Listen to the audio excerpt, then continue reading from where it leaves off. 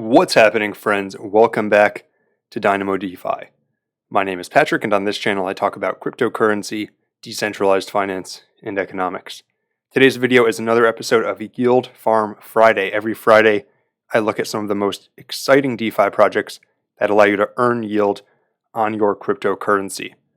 Now, many of these projects were requested by viewers, or they're just interesting things that I came across on the interwebs, so by covering it doesn't necessarily mean that I'm investing in it myself, or certainly not that I'm suggesting that you invest in it. I'll simply give you the most unbiased take on the project that I can and try to give you the information that you need to do your own research. So with that being said, we have a lot to cover today. Let's get into it. We have 6 projects to cover today. First 3 are DEXs on 3 up-and-coming chains. So I'll go over a bit of information about what those chains are as well. 2 of these chains aren't even in the top 100 yet. One of them is a new farm on Avalanche, and then the final 2 are forks of Ohm. Or forks of Olympus, rather. So you could think of them as sort of these protocol-owned liquidity bonding platforms that have been popping up recently. And there's timestamps down below, so if you want to jump to any one of these, that's how you can do so. All right, so first up, we have WagyuSwap. Shout out to the viewer who requested this one, and Wagyu is the recently launched swap on the Velas blockchain. This was actually a blockchain that I was not familiar with before, so this was interesting to look into, and pretty interesting concept. So they are a fork of Solana, but that's EVM compatible, and mainnet was launched in 2019, so they've been around for a bit of time, based in Switzerland. And I was surprised I hadn't heard about this because they have some cool stuff going on. So they were actually just listed on KuCoin and Gate.io yesterday. So it just became more widely available. They have 50,000 transactions per second. So that's the Solana fork aspect. They build themselves as an artificial intuition-enabled delegated proof-of-stake blockchain. Again, similar to Solana in many respects, since they do openly say that they are a fork of Solana, although I gather they've made some changes on their own. And they claim to be the fastest EVM chain, and they say they can scale for up to 75,000 transactions per second eventually. More interestingly, they have a $100 million grant program. So $100 million, you've heard about some of the incentives programs on other blockchains. They have their own. And I mean, 100 million is pretty big for their market cap. I think the market cap is maybe somewhere around $1 billion right now. So basically giving out the equivalent of, again, I don't have the exact market cap in front of me, but somewhere around 10% of the market cap in grants. And they already have 40 projects in the pipeline to launch on there, including several gaming and metaverse projects. But the first project on there is WagyuSwap, and this is your standard DEX to exchange tokens that are on the Velas blockchain. Velas's token is VLX. You can see there's some other things on here. There's Valhalla. Not sure what that is, but something on Velas. And then there's WAG, which is the WagyuSwap token. So yeah, let's take a deeper look at this. It was launched on the BSC pad. And as far as I can tell, there is no audit so far. However, it was launched with a grant from the Velas Foundation, so I'm sure the team is reliable. It's just a question of whether there could be any things in the code that need to be updated, so hopefully they get an audit at some point. It is EVM compatible, so there's lots of firms that do audits on Solidity contracts. And you can see here the rates are pretty decent. These new farms typically always start off with a low circulating supply and then inflate it quite rapidly, meaning that probably the value of whatever WAG is right now might be tough to maintain. But if you do one of these farms, for example, this one here with 500%, you could probably maintain your share of the WAG total market cap and maybe even increase it. If you don't want to go into that pool, there's also some good opportunities to farm VLX and Velas with ETH, with stablecoins, with these other coins that I don't know what they are. SCAR, never heard of it. Must be some coin in the Velas network. But for example, you could do VLX ETH and have 300% APR. if you want some exposure to this network and also want to maybe earn some WAG tokens that you can then save in case the network takes off. Remember, if this network takes off, if any network takes off, the main DEX on it pretty much always does phenomenally. I mean, if Velas did a 10x, I would expect the DEX to do a 20, 30x. And if you do save your WAG, so you do save your WAG because you want that, then you're also earning 1,500% interest on it right now. Can't really complain about that. That's almost 5% a day. That is WagyuSwap. Again, great project. Next up, we have a YuzuSwap, and this project has actually not launched yet, but I'm going to give you the heads up because they're doing a fair launch, so keep your eye out. I'll be keeping an eye out and trying to get in as quickly as I can because it's built on the Oasis network, and Oasis is, I think, a real gem of a network. It is currently ranked over 100, so relatively low market cap for a layer 1, but it has some very interesting features to it. So it's 1,000 transactions per second, so not astronomically fast, but they have some interesting things they allow you to do. So first that caught my eye is they allow you to tokenize your data. So that's a big thing people talk about with Web3 is that the users will actually own the data rather than someone like Facebook or Google monetizing your data and using that to collect money from advertisers. You actually own your data, and Oasis Network is building something so that you can earn rewards by staking your data with apps that want to analyze it. Very cool. They also have various privacy features so that you can share data in a way where you can track how the other person's accessing it and using it, but it's still confidential, so not anyone can access it even though you're sharing it over a blockchain. Pretty cool. And I think the biggest news of all is, let's see if I can find it. Here it is. So they are actually partnered with Meta, aka Facebook. So that is one of the biggest partnerships in crypto I've ever seen. And honestly, the price did not even take off that much after this. By the way, their token is ROSE, ROSE. So ROSE is the gas token of Oasis. But I mean, if you might say, well, your chain Solana has FTX. Well, Oasis has Facebook partnered with it. So that is a huge, huge partnership. I don't know to what extent, how deeply it will go in, but Facebook changed their name to Meta. I'm sure they're trying to get involved in Web3 and crypto. So maybe this is their chain of choice. I guess we'll find out. All speculation, except for the fact they are actually partnered. The other big news they had is they launched a $160 million fund. So again, like Velas, this is a huge fund compared to the market cap of Oasis. And they're using that to fund various DeFi, NFT, metaverse, data tokenization. So that's, again, something that is more unique to Oasis than other blockchains and other types of apps as well. So then the swap that will be the main swap on Oasis is YuzuSwap. Oh, and by the way, Oasis is EVM compatible. For people who don't know what that means, that just means that it uses the Ethereum virtual machine. So developers who are used to using Solidity to develop apps for Ethereum can use the exact same language to build apps on here.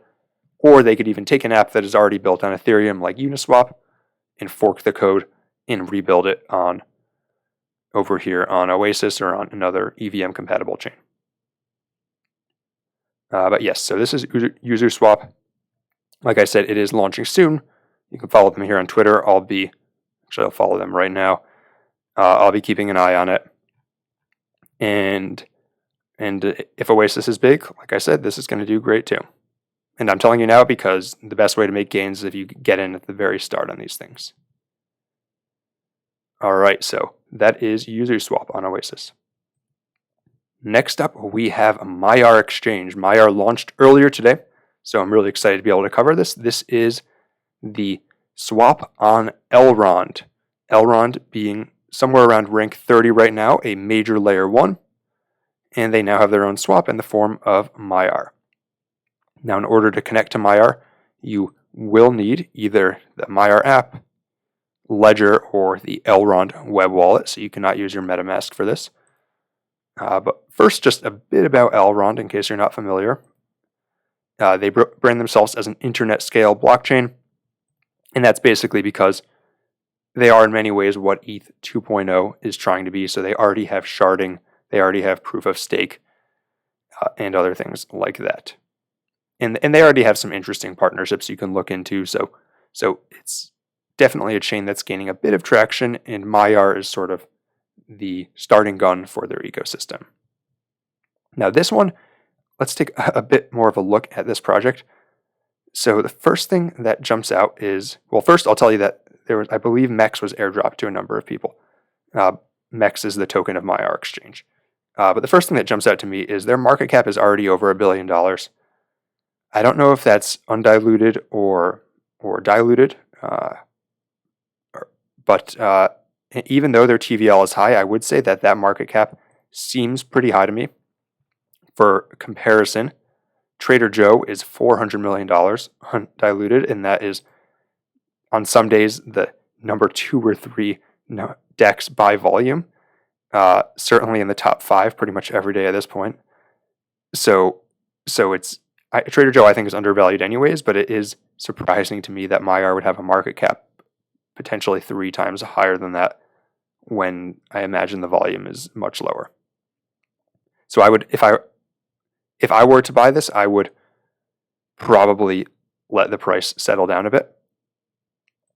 Or what you can do is you can farm it. What I could do would be to farm it. So if you go over to the farming section, you can see that EGLD, Elrond, and MEX has over 5,000% APR. So that means you're earning 10, 15% per day, probably 15% per day. And so even if the price goes down, you're increasing your share enough that you're increasing your proportion of the pie.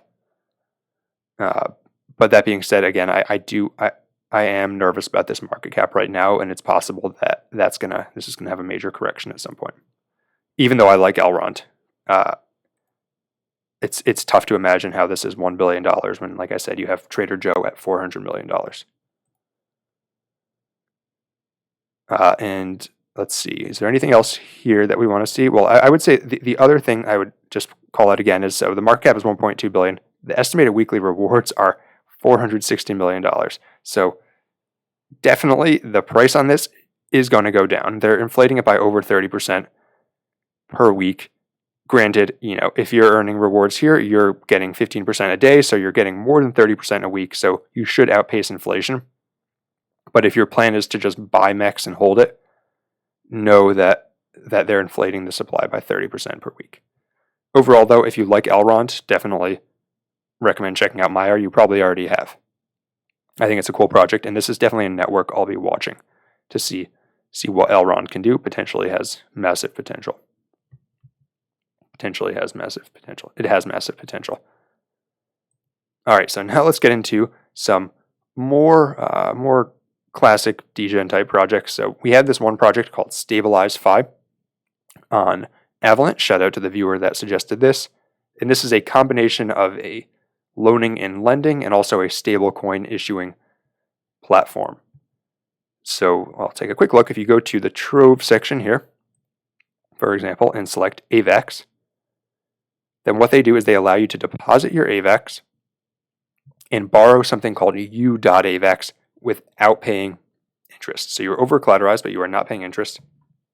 And the thing with U.AVAX is, I assumed at first that it meant you were borrowing AVAX, right? It was some sort of wrapped AVAX. That's actually not the case. U.AVAX or U.ETH, U.BTC, they've got all of them. This is actually a stable coin. So you're borrowing a stable coin tied to the dollar here with no interest for your AVAX. That alone is kind of enticing. And then if you go over to Stability Pool, you can then stake this stable coin for 124% APY.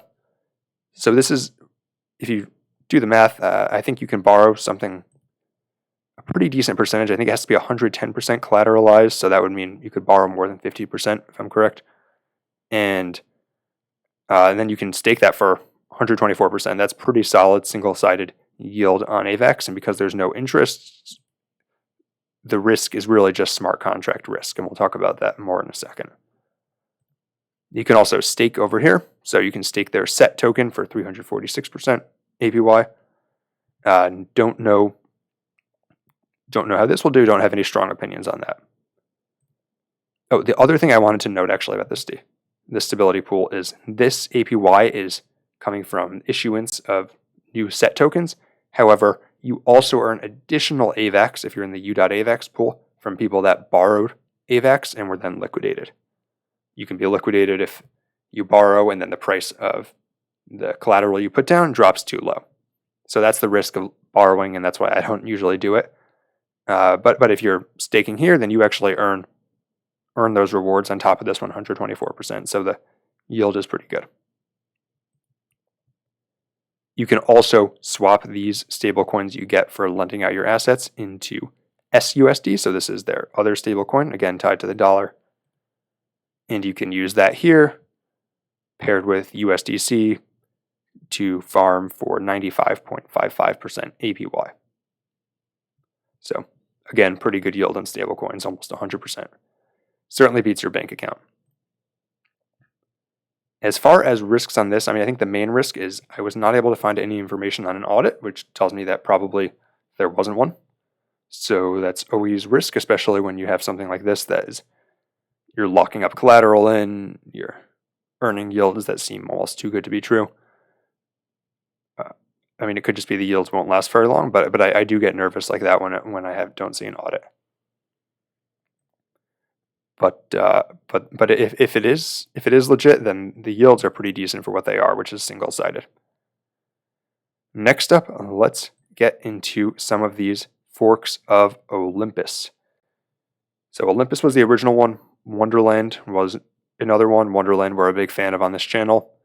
Did a video just the other day on how to buy time and stake on Wonderland if anyone's interested. But today we have two other forks of Olympus. We have RomeDAO and we have InvictusDAO. So the first thing I'll say is the way to play these types of forks is usually if you can get in early, then the price usually skyrockets in the first day or two, and then you could get in after that and maybe earn some yield, but usually the time to get in is really early and before the price has that initial run up.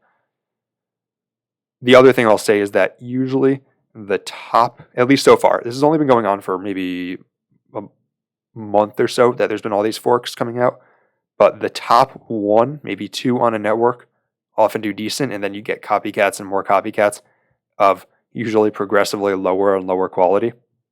So the two I'll show you today seem to be the first or premier forks on their respective networks. But just know that as you see some of these other ones coming out, that a lot of times the quality does decrease over time. So let's look at RomeDAO. RomeDAO is on Moonriver, and their stated goal, as I've read, is to become the decentralized reserve currency of the Kusama and Polkadot ecosystems. So trying to be like Ohm for everything Polkadot and Kusama. And I love the Rome imagery, big fan of Roman history myself. So far, it's not actually launched yet, which is part of the reason I'm showing it to you before it's launched. It looks like it's going to be a pretty standard fork in terms of the features as a DeFi user, where you can bond Rome Frax liquidity, or you can bond Frax being a stable coin, and then you'll be able to stake their Rome token and earn rewards. They do have one interesting feature they're doing where they're setting up something called houses. So they mentioned some of them here. They've got the console house, the grapes house, chaos house, etc., etc. And basically, each of these houses will have different tasks within the DAO. So let's see if we can find the examples here. So for example, House of Consoles is working on policymakers and trendsetters. House of Chaos is bringing Rome to the broader Kusama ecosystem, and so on and so on. So that's an interesting way to divide tasks. What I think is more interesting is they're trying to make it into a gamified type thing. Let's see where I can find it. Yeah, so they have some sort of map of Europe they're going to have. They're calling it the War Map. And it's some sort of gamified governance setup where the different houses are competing for territory and stuff. And I think the interesting thing with that is people love games. They love competition. So I think people will get people who are into RomeDAO or into Kusama will probably get really invested in houses and potentially in the process of competing do a lot to benefit the DAO. So this is one I'm looking at. Although it's not launched yet, you can buy a Rome on Solarbeam on Moonriver. So a Rome will be swappable 1-to-1 for Rome when it does launch. And as far as I can tell, the launch is planned for sometime the last week of November, although I couldn't find an exact date right now. And just be warned, the price of Rome has gone up in the past day. I don't know if it's done running yet, but do be mindful if you're thinking of buying in that it's come up recently. Again, dollar cost average, or don't invest money you're not willing to lose. Not financial advice, but that's what I would do. Finally, we have InvictusDAO. Invictus is the top Olympus fork on the Solana ecosystem. Currently, APY is 20,500%. Not bad. That gives a ROI of 8.62% for every 5 days. So, again, not very bad at all. If you're interested in bonding, then you can even earn over 10% by bonding USDC in exchange for in the token of Invictus at a lower price. And if you're not familiar with how bonding and these Olympus forks work, again, I have a video about Wonderland that I would encourage you to check out. But for the sake of going through these, I'll assume that most people have some basic understanding of how these work. If you don't, like I said, check out my Wonderland video. But Sol Invictus, I think the best way to play these DAOs, like I said, is if you don't get in the initial run-up, go in the Discord, see what's going on with the community, see if it's something that you like to be part of. A lot of times they're pitching themselves as they're raising funds to become a DAO. And you know, if it seems like a community, a DAO you want to be part of, then maybe you want to own some stake in it, right?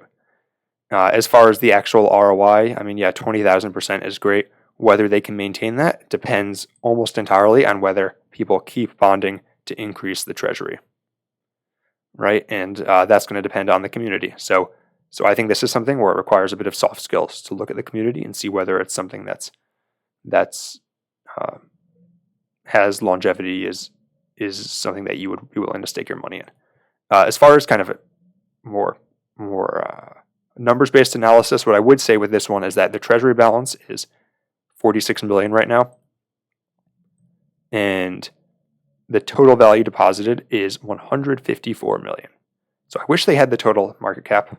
Doesn't seem like they have it on their website. I can't find the total supply either, so I don't know what the total market cap is. But let's say it's just a bit higher than this, maybe 200 million, 250 million. That's actually a pretty good ratio. So they potentially have one out of 4, 1/4, 1/5 collateralized. That's higher than most of these forks. So in that sense, you know, perhaps you might think that Sol Invictus is at a good price.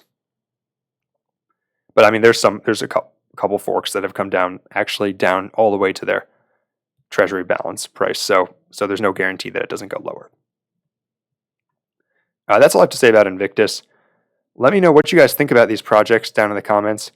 Let me know what you think about these various Olympics forks. Are you playing any of them? I'm also really curious to hear what you think about Maiar and Elrond, YuzuSwap. Are any of you going to try to get into this at launch? And WagyuSwap, is anyone using the Velas blockchain? It sounds promising, right? It's apparently as fast as Solana, but EVM compatible. That could be huge. Could be huge if it takes off. I don't own any yet, but it's definitely one I'm looking at.